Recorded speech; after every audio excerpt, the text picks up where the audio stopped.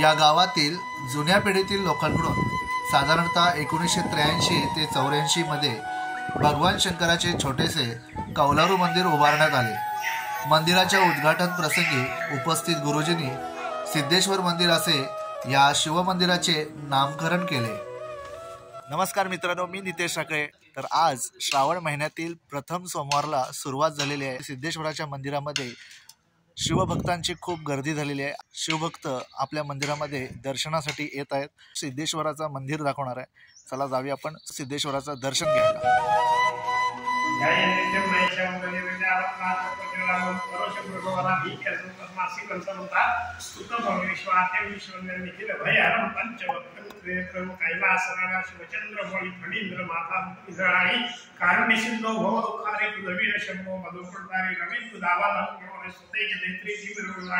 ब्रह्मांड दिशा मतनांतकारी गुजरलेले शंभू भगवंताने शास्त्राभ्यास नको, श्रुती पडू नको, तीर्थासी जाऊ नको, वेदाभ्यास नको, व्रतैवत नको, तीव्र तपेती नको, काळाचे भय मानसी नको, दुष्टांचे शंकू नको, याची या स्मरणे पती तती तो शंभू सोडू नको.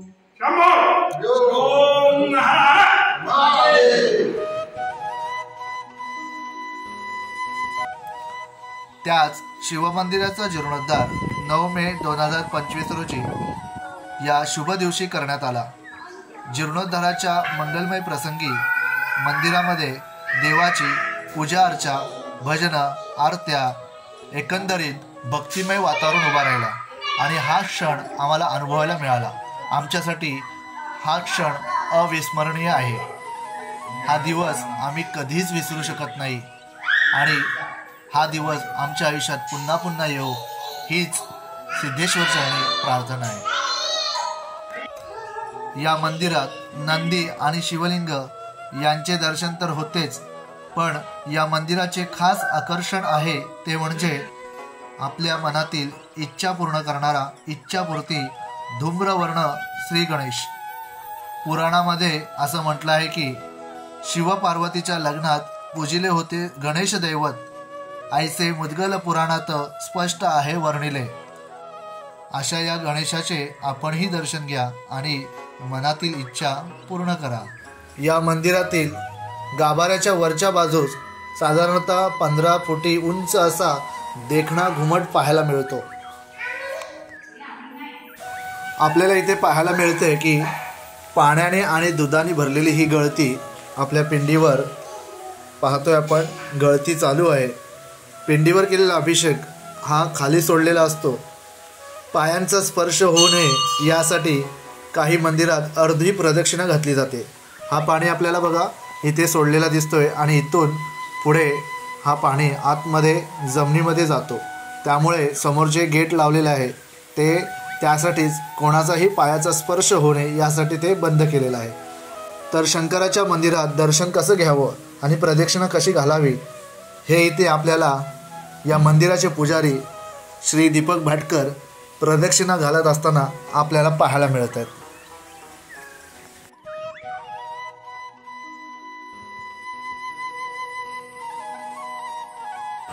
नंदीच्या शिंगावरती बोट आणि अंगठा ठेवून त्यामधून पिंडीचं दर्शन घेऊन शंभू असा जयघोष केला जातो.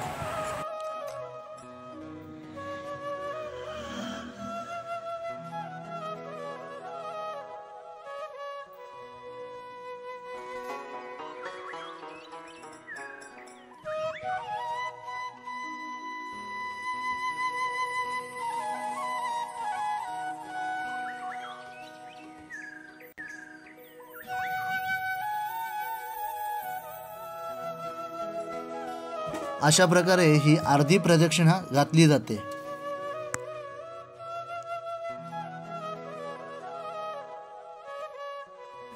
मंदिरासाठी बहुसंख्येने ज्यांनी आपल्या श्रद्धाभावेने आणि इच्छाशक्तीने मंदिरासाठी देणगी दिली आहे अशा शिवभक्तांच्या नावाच्या पाट्या आपल्याला येथे भिंतीवर लावलेले पाहायला मिळतील.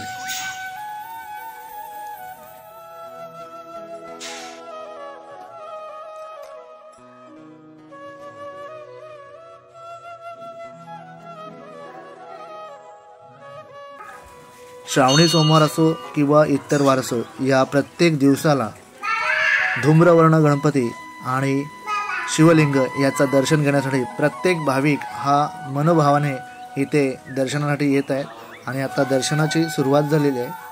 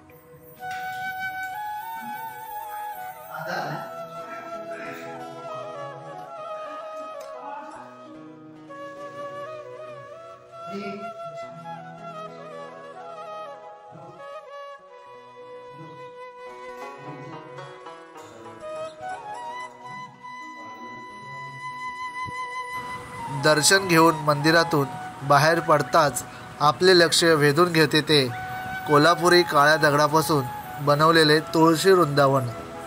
आतापर्यंत असे तुळशी वृंदावन आजूबाजूच्या परिसरात आपणास कोठेही पाहावयास मिळत नाही. शेजारीच असलेली सुंदर अशी बेलाची झाडे आणि गावकऱ्यांनी श्रमदानातून बांधलेली विहीर हेही आपल्याला आकर्षित करतील. जिकडे नजर जाईल तिकडे सुंदर असे वातावरण पाहून आपले मन प्रसन्न झाल्या वाचून राहणार नाही.